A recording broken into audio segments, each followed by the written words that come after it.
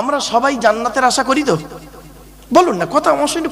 এই দেখেন, আমার ওয়াজ শুনতে গেলে না বাপ, আমার সঙ্গে একটু কথা বলতে হবে। আমি একটু কথা, শ্রোতাদের সঙ্গে কথা বলতে ভালোবাসি, আমার সঙ্গে একটু কথা বলেন। আমরা জান্নাতের আশা করি তো? হ্যাঁ, আচ্ছা। আল্লাহর নবী একদিন সাহাবীদের বলছেন, তোমরা জান্নাতের আশা করো? সাহাবীরা বলছেন, ইয়া রাসূলুল্লাহ, জান্নাতের আশা তো প্রত্যেকেই করে। তখন নবীজি কি বললেন শুনবেন, চমকে যাবেন। নবীজি বললেন, তোমরা জান্নাতের আশা করো? বলছে জি। পট করে নবী ঘুরিয়ে বললেন, জান্নাত কার আশা করে? ব্যাস, সাহাবীরা পুরো চুপ। একটা ছোট্ট কথা আপনাকে বলি, আপনি আল্লাহকে ভালোবাসেন, আল্লাহকে কি আপনাকে ভালোবাসে? ওইটা দেখুন। আপনি তো ভালোবাসলেন আল্লাহকে, আল্লাহ আপনাকে ভালোবাসে কিনা দেখুন। আপনি নবীকে ভালোবাসেন, নবী আপনাকে ভালোবাসে কিনা দেখুন। দেখছেন আপনি? যদি আপনি উত্তরটা পেয়ে যান যে আল্লাহ আমাকে ভালোবাসেন, তাহলে জানবেন জীবনে সাকসেসফুল। যদি আপনি উত্তরটা পেয়ে যান যে নবী আমাকে ভালোবাসেন, তাহলে জানবেন জীবনটা সাকসেসফুল। ঠিক না বেঠিক? আপনি নবীকে ভালোবাসছেন, কিন্তু নবী কি আপনাকে ভালোবাসে? আপনি জান্নাতকে ভালোবাসেন, জান্নাত কি আপনাকে ভালোবাসে? চলুন দেখে নিই হাদিস। আল্লাহ নবী বলছেন,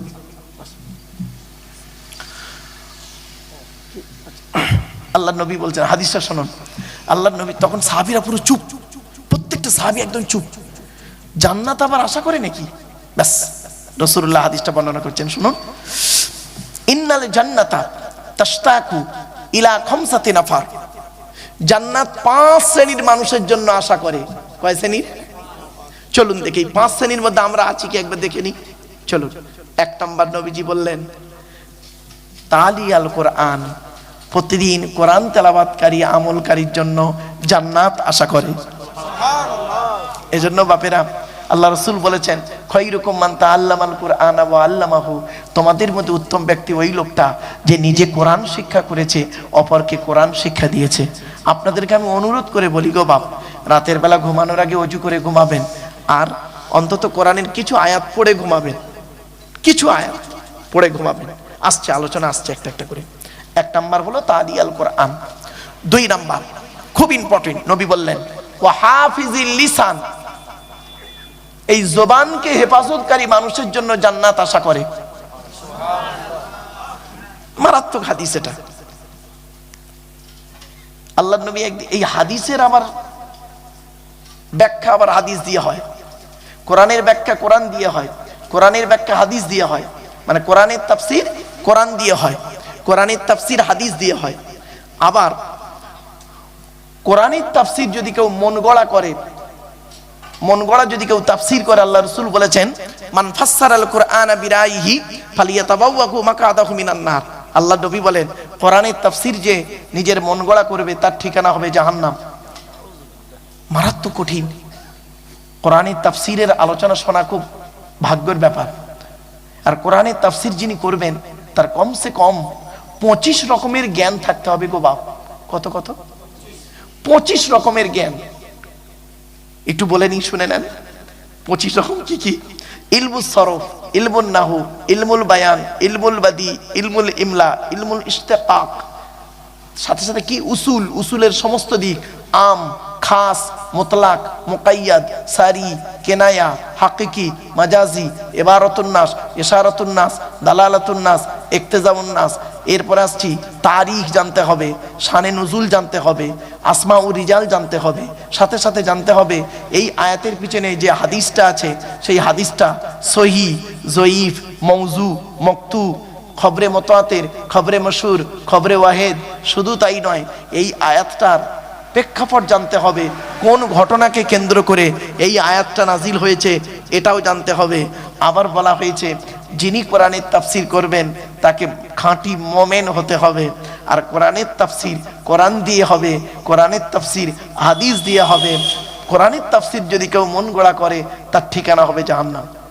আমর নেহি জানতে হবে। বাপেরা, খুব কঠিন আলোচনা।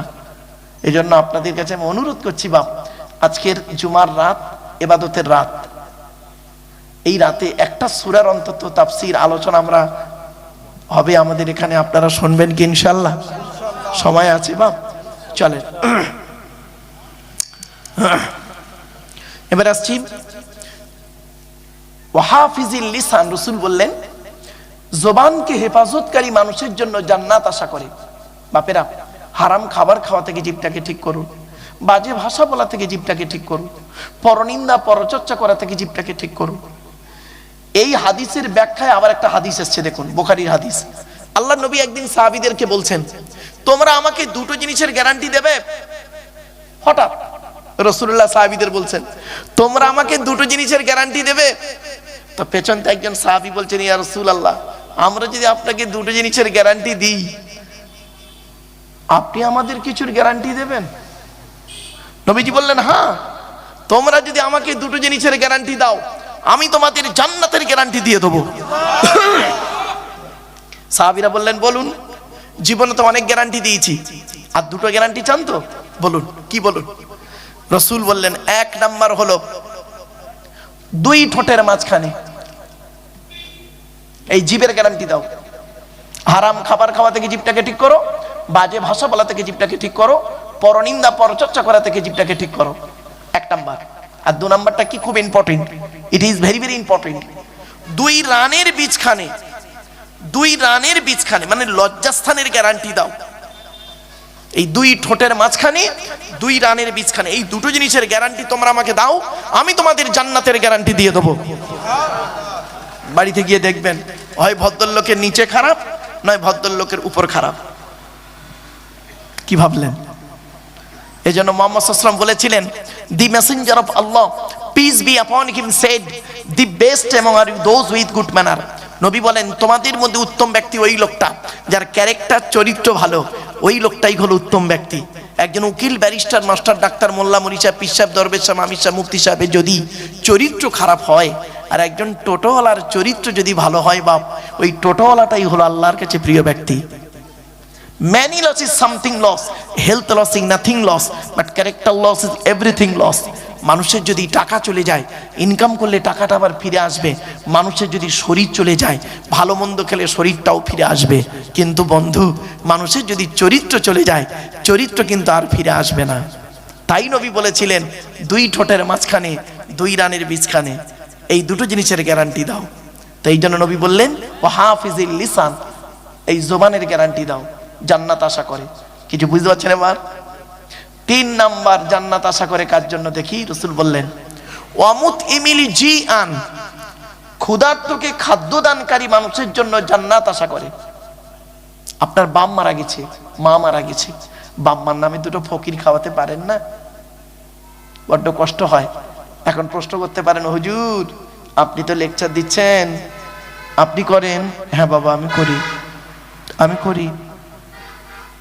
আমার আব্বাজান ইন্তেকাল করেছেন 2019 সালের অক্টোবর মাসের 3 তারিখ শুক্রবার সন্ধ্যা 5:30টার সময়।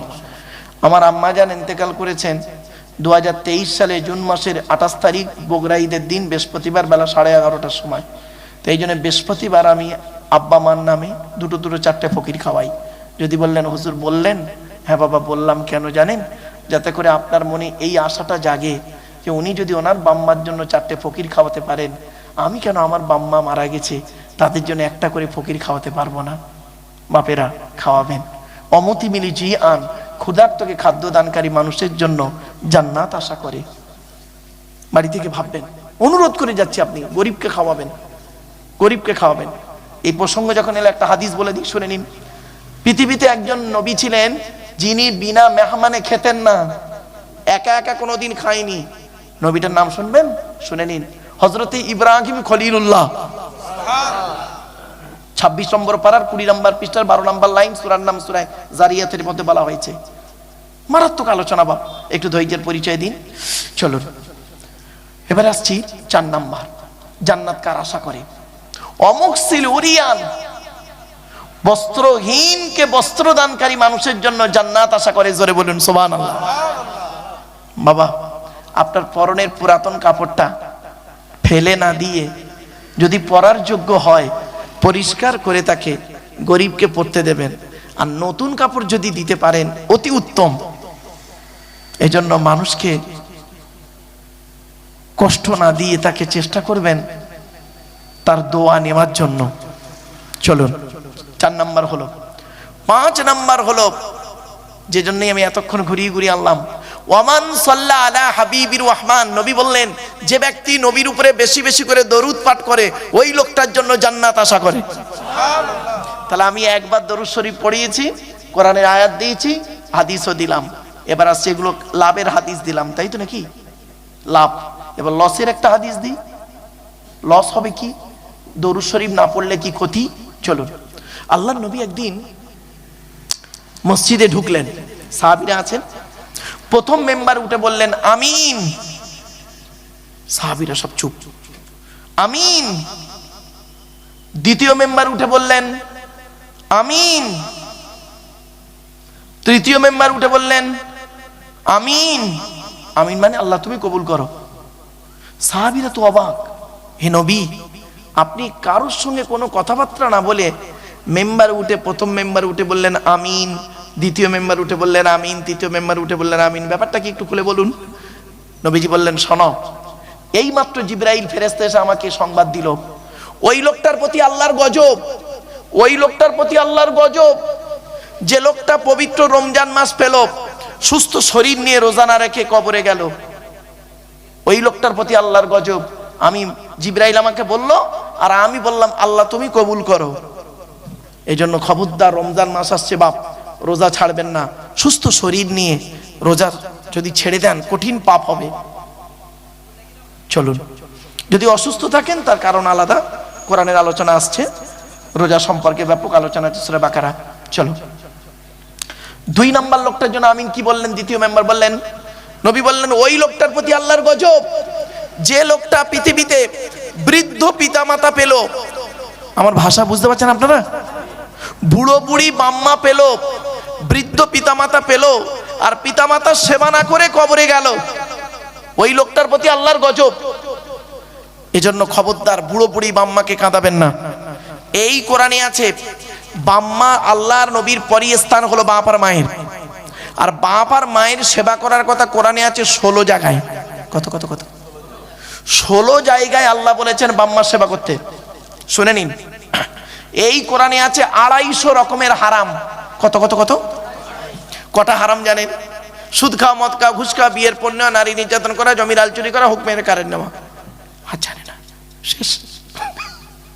250 রকমের হারাম আছে এই কোরআনে, আর 250 রকমের হালাল আছে এই কোরআনে।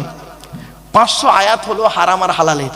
শুনে নিন, এই কোরআনে আছে 82 জায়গায় বিভিন্ন অ্যাঙ্গেলে নামাজের কথা, আর 92 জায়গায় আছে লেখাপড়ার কথা। কোন সংখ্যাটা বেশি বাপ, 82 না 92? তাহলে লেখাপড়ায় কেন পিছিয়ে? আসছে কোরআনে আয়াত, হাদিস আসছে, একটু ধৈর্যের পরিচয় দিন। এবার আসছি, আমার ওয়াজ শুনতে গেলে বাপ 3টে জিনিস লাগবে।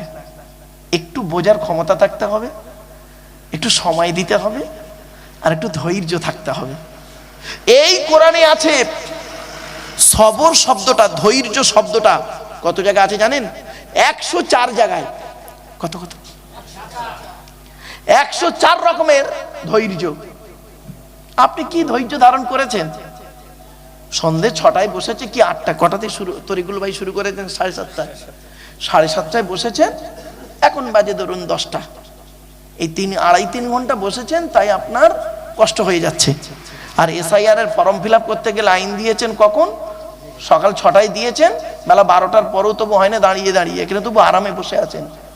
ভাবুন, 104 জায়গায় আছে ধৈর্যের কথা। সবর শব্দের 104 জায়গায় আছে গো বাপ। একটু ধৈর্যের পরিচয় দিন। চলো না, গিয়ে যাচ্ছি। এরপরে নবীজি বললেন, ওই লোকটার 3 নাম্বার মেম্বার উঠে বললেন, ওই লোকটার প্রতি আল্লাহর গজব, যার সামনে মোহাম্মদ নামটা উচ্চারণ হলো, আমার নাম উচ্চারণ হলো, আর সে আমার উপরে দরুদ পড়লো না। সব থেকে বড় দরুদ তো আপনারা জানেন, আর ছোট দরুদ সব থেকে কি জানেন? সাল্লাল্লাহু আলাইহি ওয়াসাল্লাম। এই জন্য বাপেরা, যে জলসায়, যে মাজলিসে, আল্লাহ রসুল বলেছেন, যে মাজলিসে আমার উপরে দরুদ পড়া হয় না, ওই মাজলিসের প্রতি আল্লাহর রহমত নাজিল হয় না। এই জন্য বাপ চেষ্টা করবেন, ইনশাল্লাহ চেষ্টা করবো আমরা কমসে কম একটা হাদিস আমল করতে, কি যে জলসার ভেতরে অন্তত কমসে কম 10 বারের উপরে যেন দরুদ শরীফ পড়া হয়।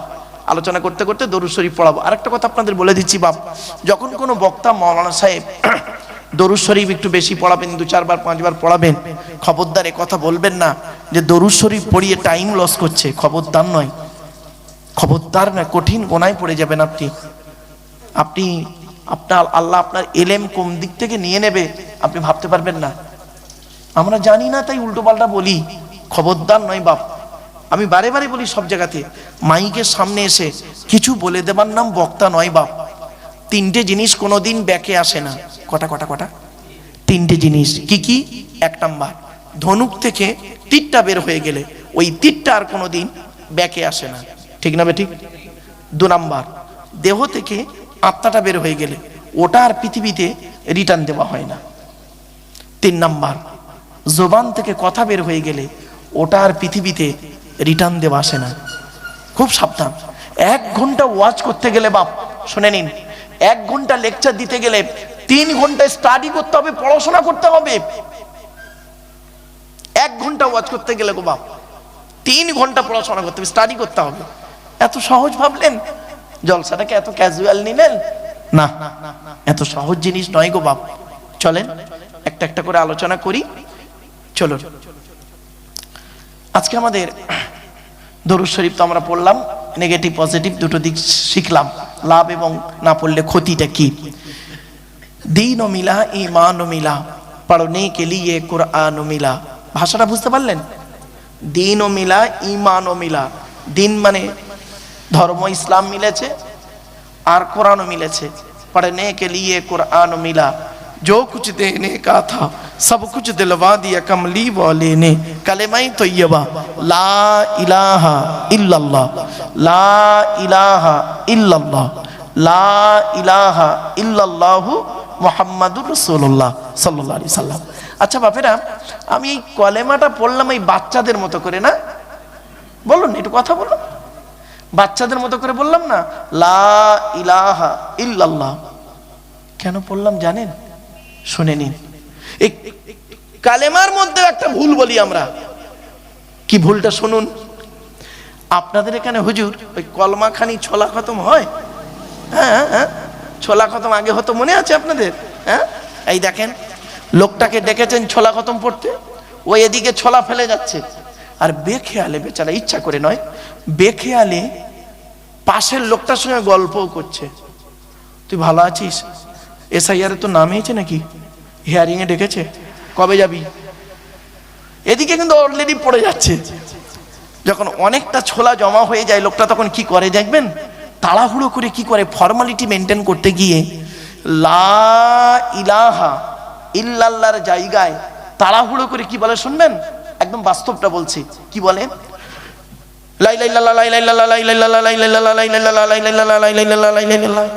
ঠিক না বেঠিক? চলুন একটু জেনে নি। লা ইলাহা ইল্লাল্লাহ মানে কি, আর লা ইলাহা ইল্লাল্লাহ মানেটা কি? মানেটা শুনলেই ভুলটা ভেঙে যাবে। লয়াকারে টান দেবেন, লাতে টান আছে, টান দেবেন। কেন? লয়াকারে টান না দিলে কিরকম মানেটা পাল্টে যায় দেখুন। লা ইলাহা ইল্লাল্লাহ মানে হচ্ছে নো গড উইদাউট আল্লাহ, আল্লাহ ছাড়া কোনো মাবুদ নেই। আর আপনি যদি বলেন লা ইলাহা ইল্লাল্লাহ, লামটা তখন তাকিদের মানে হবে, তাকিদের মানে হবে। মানে কি দাঁড়াবে শুনবেন? অবশ্যই আল্লাহ ছাড়া মাবুদ আছে। নাউজুবিল্লাহ বলুন। লোকের বাপের ছোলা খতম পড়তে গিয়ে তার বাড়িতে খেয়ে তার বাপ চাদাতে জাহান্নামায় ঢুকিয়ে চাচা আমার বাড়ি আসছে। ও বাপ, এই ভুল সংশোধন করানোর জন্য কষ্ট করে আপনাদের ডাকা, আর আলেমুলামাদের কষ্ট করে আসা বাপ। চলো, কালেমা পড়লেন কেন? জিকির করলেন কেন? তার কি দলিল? এই কোরআনেও আছে দলিল, বহু আছে, কটা দেবো, এবং হাদিসেও বহু আছে। তারপর 2-4টে টপটপ করে শুনে নিন। কালেমায়ে তয়্যিবা জিকির করলে কি হয় আল্লাহ পাক কোরআনে বলছেন 13 নম্বর পারার। আচ্ছা আয়াতটা পড়ি। আল্লাযীনা আমানু ওয়া তাতমাইন্নু কুলুবুহুম বিযিকরিল্লাহ, আলা বিযিকরিল্লাহি তাতমাইন্নুল কুলুব। 13 নম্বর পারার 12 নম্বর পৃষ্ঠা 3-4 নম্বর লাইন, সূরার নাম সূরা নূরের 28 নম্বর আয়াত। আল্লাহ বলছেন যারা ঈমান এনেছে আল্লাহর উপরে, ভালো কাজ করেছে, আল্লাহর জিকিরের মাধ্যমে অন্তরকে পরিষ্কার করেছে, জেনে রাখো আলা বিযিকরিল্লাহি তাতমাইন্নুল কুলুব, একমাত্র আল্লাহর জিকিরই মানুষের অন্তরকে পরিষ্কার করে দেয়। কোরআনের দলিল, আরো জিকির থেকে অনেক দলিল আছে, অধিকার গেলাম না, কারণ অন্যদিকে আলোচনা করবো তো। চলো হাদিসগুলো এবার দিকে টপ টপ করে। জিকিরের অনেকগুলো অর্থ আছে। জিকির শুধু সব, জিকির মানে একটা শব্দ নয়। জিকির মানে শুধু ভাববে না লা ইলাহা ইল্লাল্লাহ বলা, এর নাম শুধু জিকির নয় বাপ। জিকিরের কতগুলো মানে হয় শুনবেন? বলবো কি বলুন? এই দেখেন অনেকগুলো মানে হয়, আজকে আমি 5-7টা বলি অন্তত, শুনুন। সবই জিকির। জিকিরের সর্বপ্রথম মানে হলো, জিকির মানেই কোরআন। সুবহানাল্লাহ বলেন। জিকির মানে কি? দলিল কোরআনী। আল্লাহ বলছেন ইন্না নাহনু নাযালনা যিকরা ওয়া ইন্না লাহু লাহাফিজুন। 14 নম্বর পারার 1 নম্বর পৃষ্ঠার 8 নম্বর লাইন, সূরার নাম সূরা হিজরের 9 নম্বর আয়াত। আল্লাহ বলছেন ইন্না নাহনু নাযালনা যিকরা, আমি আল্লাহ জিকির নাযিল করেছি, ওয়া ইন্না লাহু লাহাফিজুন, এই জিকিরকে হিফাজত করার মালিক হলাম আমি আল্লাহ। এখানে জিকির মানে আমি আল্লাহ কোরআন নাযিল করেছি। এখানে জিকির মানে লা ইলাহা ইল্লাল্লাহ নয়, জিকির মানে কোরআন। সুবহানাল্লাহ বলা গেল না? আবার দেখেন জিকির মানে হলো উপদেশ। কি বললাম বাপেরা? উপদেশ। দলিল কোরআনী। আল্লাহ বলছেন ফাযাক্কির বিল কুরআনি মাইয়া খাফু ওয়াঈদ। 26 নম্বর পারার 19 নম্বর পৃষ্ঠা 12 নম্বর লাইন, সূরার নাম সূরা কফের 45 নম্বর আয়াত। আল্লাহ বলছেন ফাযাক্কির, নবী মানুষকে উপদেশ দান করো। কিসের মাধ্যমে উপদেশ দেবে? বিল কুরআন, কোরআনের মাধ্যমে মানুষকে উপদেশ দেবে। যাই তাই ওয়াজ করা যাবে না। আপনি কি ভাবলেন যাই তাই ওয়াজ করবেন? এত সহজ জিনিস নয়। কোরআন বলছে মানুষকে তুমি ডাকবে কিভাবে? উদউ ইলা সাবিলি রাব্বিকা বিল হিকমা ওয়াল মাউইজাতিল হাসানা ওয়াজাদিলুহুম বিল্লাতী হিয়া আহসান। 14 নম্বর পারার 20 নম্বর পৃষ্ঠার 11 নম্বর লাইন, সূরার নাম সূরা নাহলের মধ্যে আল্লাহ বললেন নবী মানুষদেরকে আল্লাহর পথে আহ্বান করো দুটো জিনিসের মাধ্যমে। 1 নম্বর হলো বিল কোরআন, কোরআনের মাধ্যমে, বিল হিকমা জ্ঞান বিজ্ঞানের মাধ্যমে, আর ওয়াল মাউইজাতিল হাসানা সুন্দর সুন্দর উপদেশ বলির মাধ্যমে মানুষকে খারাপ পথ থেকে ভালোর পথে নিয়ে এসো। তাহলে কি ভাবলেন? তাহলে এখানে জিকির মানে হলো উপদেশ। 3 নাম্বার, জিকির মানে হলো স্মরণ করা বা মনে করা। কি বললাম বাপ? দলিল কোরআনে আছে। আল্লাহ বলছেন ফাজকুরুনি আযকুরুকুম ওয়াশকুরুলি ওয়ালা তাকফুরুন। 2 নম্বর পারা 2 নম্বর পৃষ্ঠা 12 নম্বর লাইন 11 নম্বর লাইন, সূরার নাম সূরা বাকারা 152 নম্বর আয়াত। আল্লাহ পাক বলছেন ফাজকুরুনি, তোমরা আমাকে স্মরণ করো, আমি আল্লাহও তোমাদের স্মরণ করব। সুবহানাল্লাহ। সিম্পল। আপনি আল্লাহকে ডাকুন, আল্লাহ আপনাকে সাড়া দেবে। একটা কথা আপনাদের বলে যাচ্ছি, মাথায় রাখবেন। ইবাদত কখন কবুল হয় জানেন? শুনে নিন, যখন 3টে জিনিস এক হবে। কটা বাপ? যতদিন বাঁচবেন মনে রাখবেন, 3টে জিনিস যখন এক হবে তখন ইবাদত কবুল হবে। যে অবস্থায় হবে, যে টাইমে হবে, যে সময়ে হবে। 3টে জিনিস এক করুন। 3টে জিনিস কি কি শুনে নিন, প্লিজ অ্যাটেনশন। এদিকে বাপ। 1 নম্বর হলো কথা। কি বললাম? কথা, কাজ, অন্তর। কথা, কাজ, অন্তর, 3টে এক যখনই হবে, যে টাইমে যে সময় হবে, সেই সময়ের ইবাদত আল্লাহ কবুল করে নেবে। জোরে বলুন। একটা উদাহরণ দেবো, বলুন। এই দেখেন, আপনি মসজিদে ঢুকেছেন নামাজ পড়তে, নিয়ত বেঁধেছেন, বেঁধে সূরা কেরাত পড়ছেন। কথা, নিয়ত বাঁধলেন, রুকু করছেন, সাজদা করছেন, কাজ। তাহলে কথা কাজ দুটো মিলল তো? অন্তরটা বাদুড়িয়ায় পড়ে আছে। বুঝতে পারছেন না? মনটা বাদুড়িয়ায় পড়ে আছে। এসআইআর এর ফর্মে নাম এসছে, হিয়ারিং এ নাম এসছে, ওইটা নিয়ে টেনশনে আছে। নামাজ পড়ছে, বডি মসজিদে, মন পড়ে আছে ওইদিকে। হবে না। কথা, কাজ, অন্তর, 3টে যখনই এক হবে, যে সময় এক হবে, তখনই আল্লাহ ইবাদত কবুল করবে। জোরে বলুন। এই জন্য সবসময় ভালো কাজ করার দিকে থাকবেন। কথা, কাজ, অন্তর যখন ভালো কাজের দিকে থাকবে, যখনই থাকবে তখনই কবুল হয়ে যাবে, সে যেই শ্রেণীর মানুষ হোক। কি দাড়িওয়ালা কি টুপিওয়ালা, আপনাদের ধারণা হয় মাওলানা মলি সাহেবরা ওরাই মনে হয় আল্লাহর খুব প্রিয়? না গো বাপ। আপনি কি ভাবছেন? দাঁড়ান, মেরাজের হাদিস একটা আনছি, একটু পরেই আসছে। দাঁড়ান, আজকের মেরাজের রাত। আপনি কি জানেন কালকে শবে মেরাজ? 621 খ্রিস্টাব্দে রজব মাসের 27 তারিখে আল্লাহ নবী আল্লাহর সঙ্গে দিদার করেছিলেন। শবে মেরাজ বলে। এই রাতে এসেছিল নামাজ, এই রাতে এসেছিল রোজা। এই যে 5 ওয়াক্ত নামাজ রমজান মাসে রোজা করেন, এই রাতে এসেছিল। আজ শবে মেরাজের রাত, আপনি খেয়াল করেছেন? আবার জুম্মার রাত, কত গুরুত্বপূর্ণ রাতে আপনারা জলসা দিচ্ছেন, এখনো বুঝতে পারেননি। এত বড় ইবাদতের রাত আজকে, আপনি ভাবতে পারেননি। আমার বাপেরা, একটু ধৈর্যের পরিচয় দিন বাপ। চলেন, এবার আসছি 4 নাম্বার। জিকির মানে কি জানেন? নামাজ। কি বললাম? জিকির মানে নামাজ। দলিল কোরআনে আল্লাহ বলছেন, ইয়া আইয়ুহাল্লাযীনা আমানু ইযা নুদিয়া লিস-সালাতি মিন ইয়াউমিল জুমুআতি ফাসআউ ইলা যিকরিল্লাহি ওয়া যারুল বাই'a যালিকুম খায়রুল লাকুম ইন কুনতুম তা'লামুন। 28 নম্বর পারা 13 নম্বর পৃষ্ঠা 6 নম্বর লাইন, সূরার নাম সূরা জুমার 9 নম্বর আয়াত। হে ঈমানদার বান্দাগণ, জুমার দিনে যখন তোমাকে আহ্বান করা হবে, ফাসআউ ইলা যিকরিল্লাহ, ছুটে চলে এসো আল্লাহর জিকিরের দিকে। তার মানে ছুটে চলে এসো নামাজের দিকে। এখানে জিকির মানে লা ইলাহা ইল্লাল্লাহ বলা নয় বাবা, জিকির মানে নামাজ। এজন্য একটা শব্দ বিভিন্ন অর্থ দিচ্ছে। দেখুন কি ভাবছেন? আবার জিকির মানে গবেষণা করা, জিকির মানে আইন কানুন অ্যাকর্ডিং টু ইসলামিক ল। কোরআনের দলিল সব আছে কোরআনে, কি নেই কোরআনে আমরা আপনাদেরকে বলতে পারিনি, এই জন্য প্রবলেমে পড়েছি। চলো আচ্ছা বাপেরা, টেনে টেনে বলছি না বলে অসুবিধা হচ্ছে আপনাদের? টেনে, আচ্ছা একটু দাঁড়ান, মালটা গরম হয়ে যাক, টেনে টুনে দিচ্ছি বাবা একটু, কারণ অনেক সময় টান না দিলে বললো বেকার, খুব কষ্ট হয়। চলে আমার বাপেরা, এবার আসছি কালেমায়ে তয়্যিবা পড়লাম, কেন পড়লাম? এবার হাদিস দুই একটা শুনে নিন।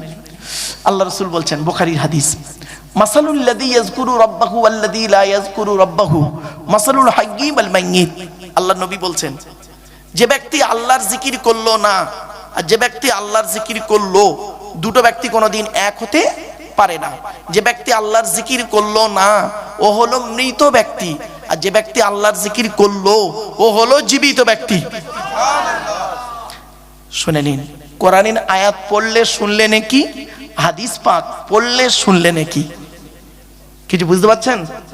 চলো আরেকটা হাদিস, আল্লাহ রাসূল বলছেন, লা ইয়াজালু লিসানুকা রাতাবাম মিন যিকরিল্লাহ। আল্লাহ রাসূল বলছে, তোমাদের জবানটা যেন সর্বদা আল্লাহ আল্লাহর জিকিরে সিক্ত থাকে। আরেকটা হাদিস, আকসিরু যিকরাল্লাহি হাত্তা ইয়াকুলু মাজনুন। তোমরা এত অধিক পরিমাণ আল্লাহকে স্মরণ করো যেন লোকে তোমাকে পাগল বলে মনে করে। আরেকটা হাদিস দিচ্ছি, শুনে নিন। আচ্ছা বাপেরা, আপনারা যে জায়গাটায় বসেছেন এই জায়গার গুরুত্বটা একটু বলবো? বলবো কি বলুন? চলুন, জায়গাটা কিন্তু ফালতু জায়গা নয়, দেখে নিন। আল্লাহর নবী একদিন রাস্তা দিয়ে যাচ্ছেন, আল্লাহর রাসূল রাস্তা দিয়ে যাচ্ছেন, কিছু সাহাবী রাস্তার ধারে বসে আছেন, কিছু সাহাবী। তো নবীজি বললেন, তোমরা বসে বসে কি করছো গো? সাহাবীরা বললেন, ইয়া রাসূলুল্লাহ, আমরা এখানে বসে বসে আল্লাহ এবং নবীর আলোচনা করছি। নবীজি শুনে খুশি হলেন, হয়ে কি বললেন জানেন? শুনে নিন, হাদিসটা শুনুন। ইজা মারারতুম বিরিয়াজুল জান্নাহ ফারতাউ ক্বালু মা রিয়াজুল জান্নাহ ক্বালা হিলাকুজ যিকির। এর বাংলা মানেটা কি? আল্লাহ রাসূল বলছেন, তোমরা যখন জান্নাতের মধ্যে প্রবেশ করবে, জান্নাতের ফলমূলগুলো ভালো করে ভোগ করিও। সাহাবীরা সঙ্গে সঙ্গে বললেন, হে নবী, দুনিয়াতে আবার জান্নাত কোথায়? ক্বালু, তারা বললেন, মা রিয়াজুল জান্নাহ, দুনিয়াতে আবার জান্নাত কোথায়? নবী বললেন, ক্বালা, ক্বালার সাবজেক্ট বা ফাইল হলো নবী, ক্বালা হিলাকুজ যিকির, যেখানে আল্লাহ এবং রাসূলের আলোচনা করা হয় তৎক্ষণাৎ ওই জায়গাটা হলো রিয়াজুল জান্নাত। তাহলে জায়গাটা বেকার নয়। প্রত্যেকটা আমি প্রমাণ দিয়ে দিয়ে বলছি, বাপ আমার একটু ধৈর্যের পরিচয় দিন। চলো এবার লাস্ট হাদিস জিকিরের। আচ্ছা বাপেরা, আমার সামনে একটা মাইক্রোফোন আছে না বাবা? আচ্ছা, এটা যদি এখনই খারাপ হয়ে যায়, এই ডিপার্টমেন্টের লোক এসে সারাবে, আমি কিন্তু জানি না। এখন আল্লাহ রাসূল কি বলছেন শুনুন। আল্লাহ নবী বলছেন, পৃথিবীর প্রত্যেকটা বস্তু খারাপ হয়ে গেলে, যন্ত্র খারাপ হয়ে গেলে তার সারাবার একটা রাস্তা আছে। মানুষের অন্তর যখন খারাপ হয়ে যায়, মানুষের অন্তর কিভাবে খারাপ হয়? সুদ, ঘুষ, ব্যভিচার, নারী নির্যাতন, চুরি, ডাকাতি, রাহাজানি, মিথ্যাবাদী, মুনাফিকি, চিটিংবাজি, গিল্লা, গীবত, গে গে অন্তরটা না ময়লা হয়ে যায়। মানুষের অন্তর যখন ময়লা হয়ে যায় তখন সারাবার রাস্তা কি? দেহ যদি ময়লা হয় সাবান দিয়ে পরিষ্কার করেন, কাপড় যদি ময়লা হয় সাবান দিয়ে পরিষ্কার করেন, অন্তর যদি ময়লা হয়, আল্লাহর নবী কি বলছে শুনুন, লিকুল্লি শাইইন সিকালাতুন ওয়া সিকালাতুল কুলুবি যিকরিল্লাহ। আল্লাহ নবী বললেন, পৃথিবীর প্রত্যেকটা বস্তু খারাপ হয়ে গেলে সারাবার একটা রাস্তা আছে। মানুষের অন্তর যখন খারাপ হয়ে যায়, একমাত্র আল্লাহর জিকির, আল্লাহর স্মরণ, আল্লাহর ভয় মানুষের অন্তরকে পরিষ্কার করে দেয়। আপনি কি ভাবলেন? আল্লাহ রাসূল বললেন, আলা ইন্না ফিল জাসাদি মুদগাতান ইদা সলুহাত সলুহাল জাসাদু কুল্লুহু ওয়া ইদা ফাসাদাত ফাসাদাল জাসাদু কুল্লুহু আলা ওয়াহিয়াল কলব। আল্লাহ রাসূল বললেন, মনে রাখো মানব দেহের মধ্যে একটা মাংসপিণ্ড আছে, ওই মাংসপিণ্ড যখন ভালো থাকে সারা শরীরটা তখন ভালো থাকে, আর ওই মাংসপিণ্ড যখন খারাপ হয়ে যায় সারা শরীরটা তখন জঘন্য হয়ে যায়। ওই মাংসপিণ্ডটার নাম হলো আলা ওয়াহিয়াল কলব, অন্তর। এজন্য বাপ অন্তরটা পরিষ্কার করুন, অন্তরটা পরিষ্কার করুন। অন্তরে জিলিপির পেঁচ রেখে বাইরে আপনি ধর্ম করবেন, কিছুই হবে না। অন্তরটা পরিষ্কার করুন। এই জন্য বুখারীর প্রথম হাদিস ছিল ইন্নামাল আমালু বিন্নিয়াত। বুখারীর প্রথম হাদিস হলো প্রত্যেকটা কাজ তার নিয়তের উপরে নির্ভর করে। এই জন্য বাপেরা আসুন আমরা একটু বসি, আলোচনা করি। আলোচনা করতে করতে কিছু শেখাশেখি হবে ইনশাল্লাহ। চলুন। আর বুখারী শরীফের শেষ হাদিস হলো কি জানেন? বুখারী শরীফের শেষ হাদিস আমার সঙ্গে একটু বলবেন, সেটা আমার সঙ্গে একটু বলুন। আমি বলছি, আপনারা বলুন। সুবহানাল্লাহি ওয়া বিহামদিহি সুবহানাল্লাহিল আযীম। এটি হলো বুখারী শরীফের শেষ হাদিস। তাহলে প্রথম হাদিস বুখারীর ইন্নামাল আমালু বিন্নিয়াত, আর শেষ হাদিস হলো কি? সুবহানাল্লাহি ওয়া বিহামদিহি সুবহানাল্লাহিল আযীম। বুখারীর শেষ হাদিস। তো যাই হোক আমার বাপেরা, আজকের আলোচনার বিষয়বস্তু সম্পর্কে আপনাদেরকে নিয়ে যাব। প্রথমে কিছু প্রাথমিক কিছু কথাবার্তা বলতে গিয়ে বেশ অনেকটা সময় করে ফেললাম।